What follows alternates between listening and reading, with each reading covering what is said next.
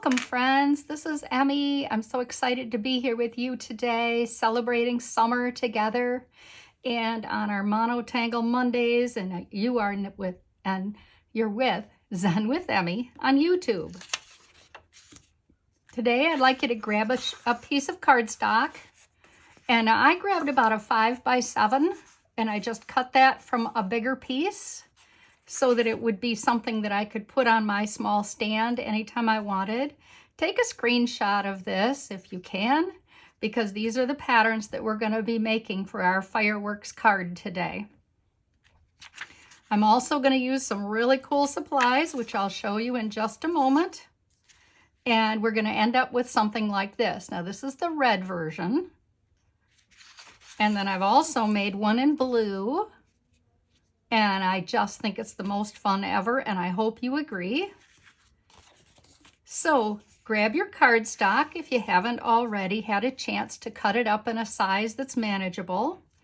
I also printed off a word that I wanted to use today that meant something to me for summertime and fireworks.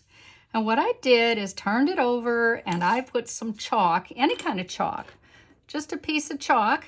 And what I did is wash all over this with my chalk, turn it over, and I'd already put a chalk border around here so that it would be the right size for me to lay on.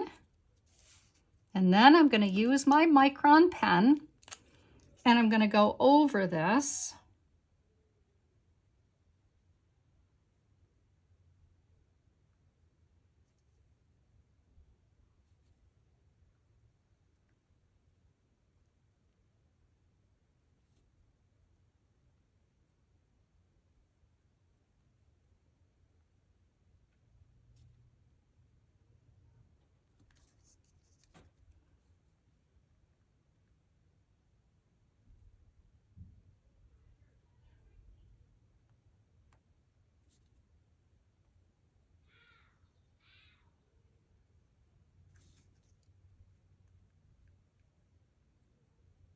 When you remove it, you have Celebrate Summer. As you can see, that's very light, but that doesn't matter.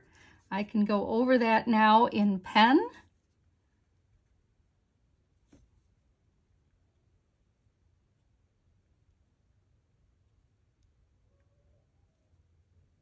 I can see it just enough, or I actually could have gone over that one more time.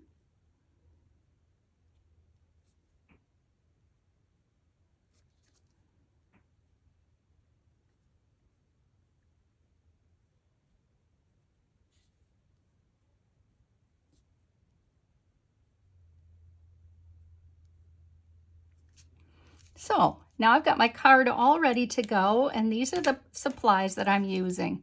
I'm going to use a Jelly Roll pen. I'm going to use, I have a series that I purchased once upon a time in the metallic colors, and so I'm going to use those today.